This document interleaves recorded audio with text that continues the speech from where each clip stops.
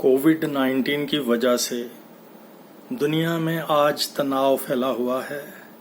अनेक प्रकार से भय का वातावरण चारों तरफ विद्यमान है। क्या होगा? कब खत्म होगा कोरोना? क्या कोरोना की कोई वैक्सीन निकलेगी या नहीं निकलेगी? आगे क्या होगा? हर रोज़ मीडिया के द्वारा हमें पता चलता है कि कोरोना सुरसा के मुंह की तरह बढ़ता ही जा रहा है, फैलता ही जा रहा है, फैलता ही जा रहा है, खत्म होने का नाम नहीं ले रहा। अब तो वैज्ञानिकों ने ये भी कह दिया है कि ये हवा में भी विद्यमान रहेगा। 8 घंटे तक इसकी मियाद बताई गई है, जिसको WHO की स्वीकृति भी मिली है कि कोरोना हवा के द्वारा भी फैलता है।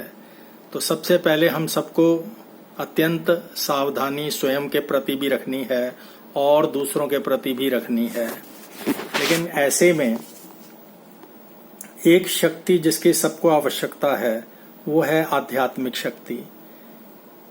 क्यों आध्यात्मिक शक्ति आवश्यक है? कोरोना के लिए जैसे कि सिम्टम्स बताए जाते हैं, गले में तकलीफ होती है और जब ये बढ़ जाता है तो सांस लेना मुश्किल होता है, ऑक्सीजन का लेवल डाउन हो जाता है, फिर ऑक्सीजन देनी पड़ती है, वेंटिलेटर की ज़रूरत होती है। और जबकि हम देखते हैं कि हमारे यहाँ वेंटिलेटर्स का अकाल सा पड़ा हुआ है, हर एक मरीज को वेंटिलेटर नहीं मिल पा रहा। और एक जो अमेरिकन दवाई है उसकी तो ब्लैक मार्केटिंग भी हो रही है। तो ऐसे समय पर एक भय का माहौल हो जाता है और सबसे बड़ा भय मृत्यु का होता है, क्योंकि हर रोज मौत का आंकड़ा भी बढ़ता जा रहा है। तो जिससे न्यूज़ देखने वाले को भी भय होता है और जो रोगी है, जो हॉस्पिटल में एडमिट है, उसके मन में भी भय जरूर किसी न किसी स्तर तक होगा। उसके रिश्तेदारों के मन में भी भय होगा कि क्या होगा। हो सकता है कि जो रोगी है वो अकेला अपने घर की रोजी चलाने वाला व्यक्ति हो, तो क्या होगा उसका। इस तरह जो भय का माहौल है, इससे कैसे मुक्त हुआ जा सकता है? तो इसके लिए आध्यात्मिक शक्ति बहुत जरूरी है। कैसे? क्योंकि 2 चीजें हैं, एक है शरीर जो कि बीमार है और दूसरी है आत्मा जो उस शरीर के अंदर विराजमान है। बहुत से लोग आत्मा को नहीं मानते, ना माने, आप चाहे इसे लाइफ एनर्जी कह लीजिए, कॉन्शियसनेस कह लीजिए, लेकिन इस शरीर के द्वारा कर्म करने वाली शक्ति, मन बुद्धि संस्कार सहित शक्ति, जो चेतन शक्ति है, वो आत्मा ही है। और जो भय है वो शरीर के अंदर नहीं, आत्मा के अंदर है। अब आध्यात्मिकता क्या बताती है?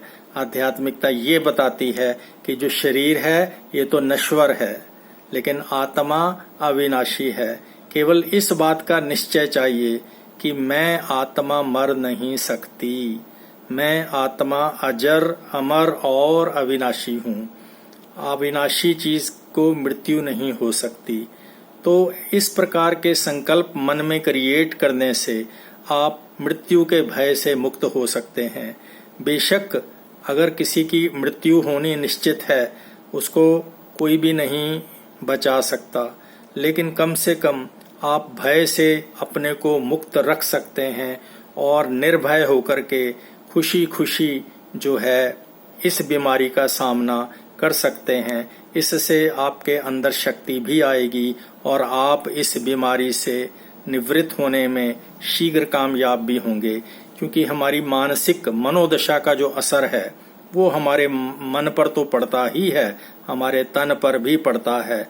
हमारे मन के संकल्पों का असर हमारे तन पर ना पड़े, इसके लिए संकल्पों को शुद्ध कर लें। संकल्पों का जो गुण है, क्वालिटी है, उसको इम्प्रूव कर लें, बजाय इसके कि नेगेटिव सोचते रहें, बजाय इसके कि हम वेस्ट सोचते रहें, बजाय इसके कि हम किसी अनहोनी के बारे में सोचते रहें।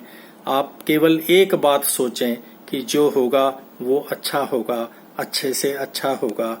और एक संकल्प ये क्रिएट करें कि मैं शक्तिशाली आत्मा हूँ और इस शरीर को जो है मेरी दिव्य शक्ति चला रही है।